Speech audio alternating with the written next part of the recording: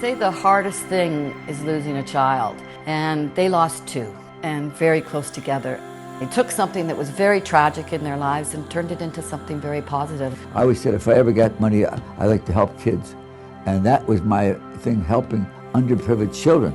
Paul Newman had camps all over the world for kids with life-threatening and chronic illnesses. And so when he met my father, my dad was talking about building this ranch for kids. He said, but you got to do a medical camp, which is a big difference.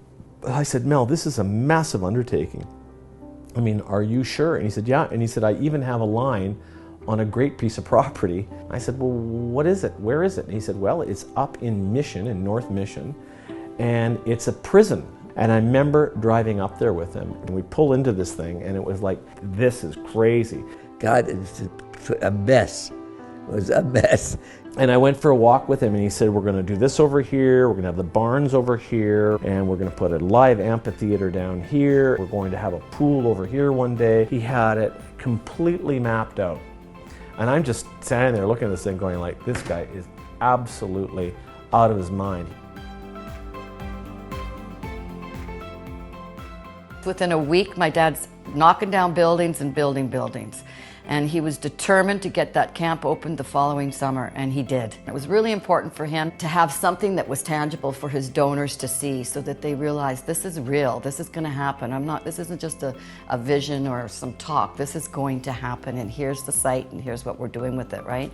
And it kind of just grew from there. And it's a beautiful, beautiful facility for kids with life-threatening and chronic illnesses, and it's needed. It's needed in this province, it's needed in this country, and we get a lot of families and children that are really grateful that it's there for them.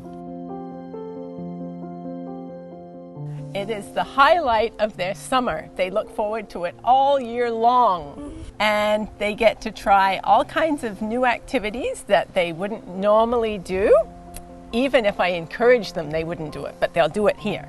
When he comes up here, being away from me, being his sole caregiver, it teaches him that it's okay to be away from me and that he has to learn how to be more independent. It makes me feel awesome.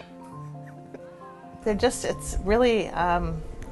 amazing. They're so compassionate, and they take him in like he's family, really. When I dropped her off that first day, I was the one that was more like emotional about it. She gave me that whole back wave, like, see you later. Well, we did a lot of activities, like we went on the sky net, we actually slept in the teepees, we did horseback riding, we saw all the animals. It provides a lot of peace of mind to send him here. Just driving in here, seeing the big sign for Camp Zajac,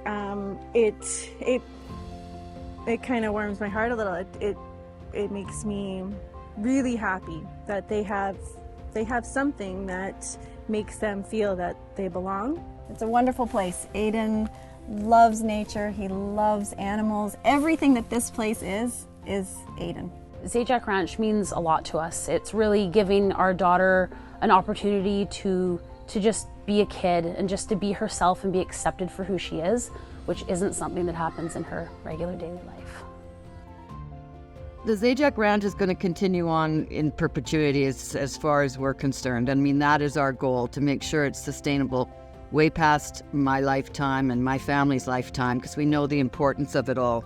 My dad is a visionary. He's always wanting to do bigger and better and make the camp more accessible to kids. And so as long as he's alive, that's exactly what he's going to do. Our goal is to eventually have no family having to have to pay to go to camp. Unfortunately, we're not there yet, but we're pretty close. Others pay what they can afford, and we just work with the families and ensure that they can get there in spite of their financial difficulties.